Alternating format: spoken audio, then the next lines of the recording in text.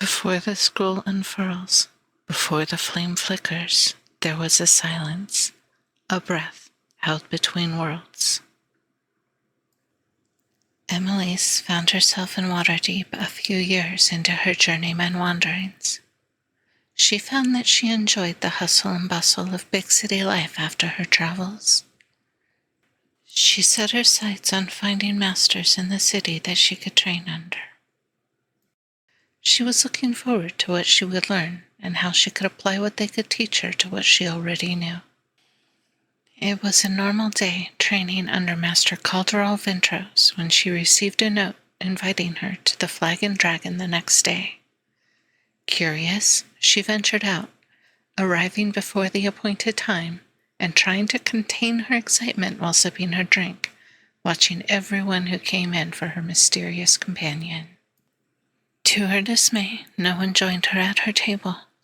Instead, she just received a note with instructions. She finished her drink and set out to follow those instructions. As she reached her destination, she found yet more instructions waiting for her. This happened a handful of times, leading her on a merry little chase. She became thoroughly turned around and unsure she would be able to find her way back to Master Ventros's when the day was done. When the notes finally stopped, she knocked upon the door in front of her. It opened, and a dour-looking man gestured her inside. As she crossed the threshold, he looked around behind her, then closed the door.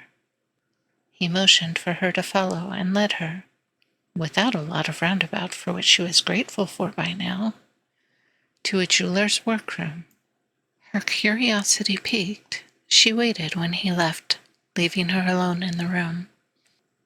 She wandered slowly, examining the gems and tools set about the various tables. Ah, you've made it. Greetings, young Emelisse. How is Master Vintros treating you? A genial-looking elderly man stepped in and sidled behind the desk. She started, nearly dropping the tools she had been looking at.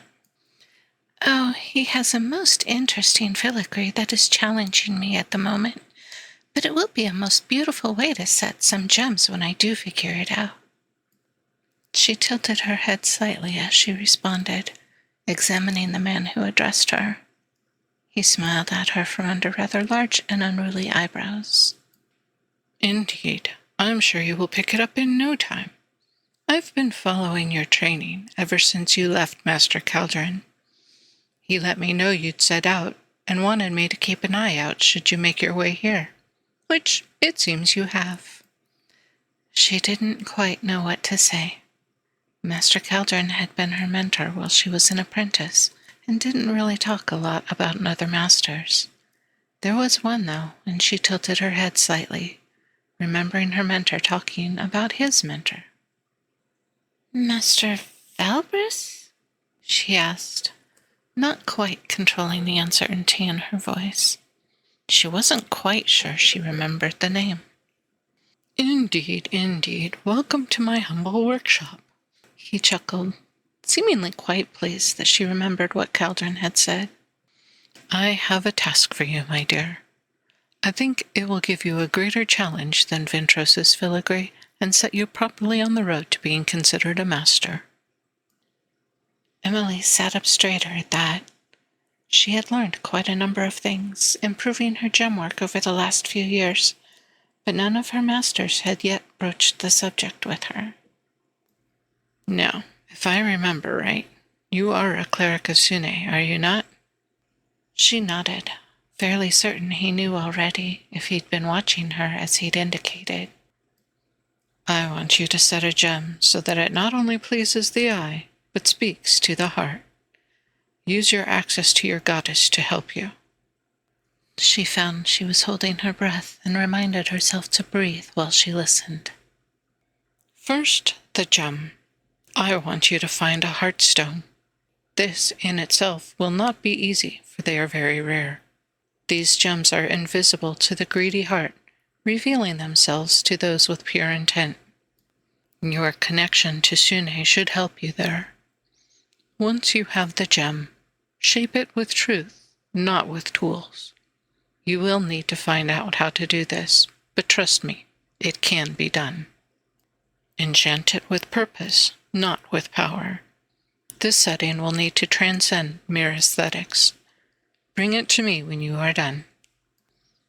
She sat for a few moments, absorbing what he'd told her, turning it over in her head, trying to find what she should ask to get started. This is how Master Cauldron had given her tasks, and she quirked a smile at its familiarity. Is there a time limit, Master? She knew from Master Cauldron's quests that it was part of the task to figure out how to get the gem, so asking Master Valbrus where to look, where to get started, would disappoint him. No, there will be enough challenges ahead of you without adding a deadline on top of it. He smiled and shook his head. I will leave it to you to decide when what you have is ready to show me. Thank you, Master. She inclined her head to him, accepting the task he had set before her. If I may, how do I get back to Master Ventros's? I find I'm quite turned around in these streets. He chuckled. Of course, my dear. Just take 2 lefts when you're out the door. That will put you on the main street of the castle ward, and you should be able to find your way from there. The scroll fades, but the flame endures. This has been a character narration by AWDD.